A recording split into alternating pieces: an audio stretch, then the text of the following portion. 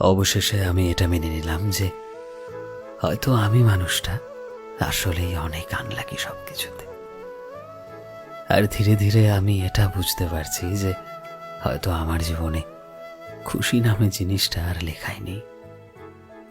কারণ আমি আমার জীবনে যে জিনিসগুলো নিয়ে বেশি খুশি থাকতে চাই সেগুলো কিভাবে যেন আমার থেকে দূরে হারিয়ে যায়।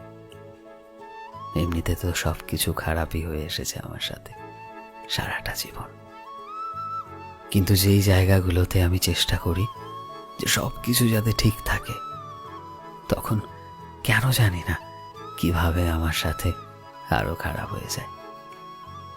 কথায় বলে যে তুমি যদি মন থেকে কিছু চাও তবে পুরো ইউনিভার্স তোমায় সেই জিনিসটার সাথে ঠিক তোমায় মিলিয়ে দেবে। কিন্তু কি লাভ? পুরো দুনিয়া, পুরো ইউনিভার্সের চেষ্টার যদি তোমার ভাগ্যটাই খারাপ থাকে। সবাইকে খুশি রাখার চেষ্টা আমি সব সময় করতে থাকি, কিন্তু হয়তো নিজেকে খুশি রাখার কথা কখনো ভাবি না, ভুলেই যাই। আমি আমার জীবনে না কখনো ভালোবাসা পেয়েছি, না কাউকে খুশি রাখতে পেরেছি, না তো আমি আমার জীবনে সবকিছু ঠিক করতে পেরেছি। সবশেষে আমি শুধু সবার জন্য তার জীবনের সব থেকে বড় সমস্যা হয়ে থেকে গেছি। আর হয়তো এটাই কারণ যে অবশেষে আমি এটা মেনে নিয়েছি যে হয়তো আমি আসলে অনেক দুর্ভাগ্যবান। আসলেই হয়তো আমার ভাগ্যটা অনেক খারাপ।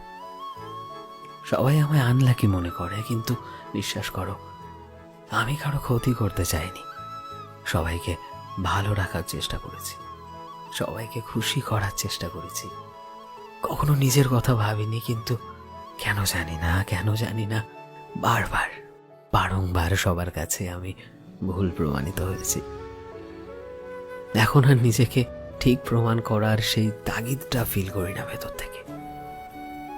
জানি না কেন, হয়তো আবার এরকম দিন আসবে যখন আমি নিজেকে প্রমাণ করতে পারবো, কিন্তু এখন থেকে আর নিজে থেকে প্রমাণ করার কোনো ইচ্ছে জাগে না।